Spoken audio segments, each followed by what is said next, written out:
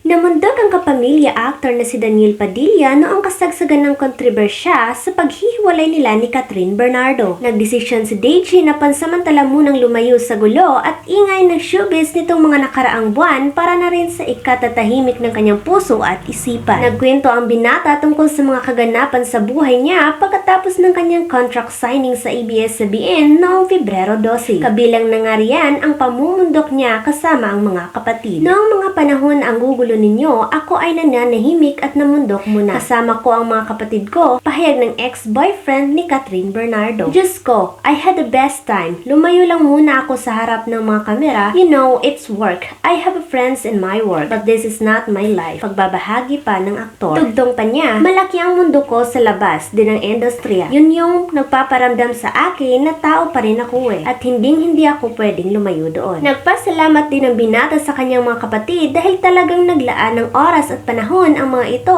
para samahan siya sa pagtira sa bundok. Nauna rito, pinasalamatan din ni Deji si Catherine sa ilang taong pagsasama nila bilang magkarelasyon at magka-love team. Hindi ko makakalimutan si Catherine. Maraming salamat sa maraming taon na pinagsamahan. Hindi mawawala sa puso ko ang memories at ang ating adventures at journeys na pinagsamahan. Thank you very much, Ani Deji. Ito naman ang message niya sa kanyang mga taga-suporta. I am very truly grateful sa tiwala at pagmamahal. Sa mga fans, wala na akong hihilingin pa, just thankful to you. I get random messages, kasama ang positive, negative messages, magkakasama yan. And I truly appreciate that it makes me human. So thank you very much. Yung mga mensahe nyo ay masakit man, totoo. At yung iba nagbibigay ng positive messages, ang sarap sa puso kung alam nyo lang. Ang dami ko ring natutunan sa inyo, pahayag ng aktor. November last year, nang aminin ni Daniel at Catherine na tinapos na nila ang kanilang relasyon na tumatagal din ng mahigit isang dekada. Excited na ang kapamilya actor-singer na si Daniel Padilla sa mga next projects niya sa ABS-CBN ngayong 2024. Pagkatapos niya mag-sign uli ng exclusive contract sa Kapamilya Network, ibinalita ni Deji na marami siyang mga pasabog na sorpresa para sa kanyang mga fans. Isa na nga riyan ang kaabang-abang na collaboration nila ng singer-songwriter at OPM icon na si Ellie Buendia. I'll have something with Ellie Buendia. May mga gagawin, secret pa, secret muna.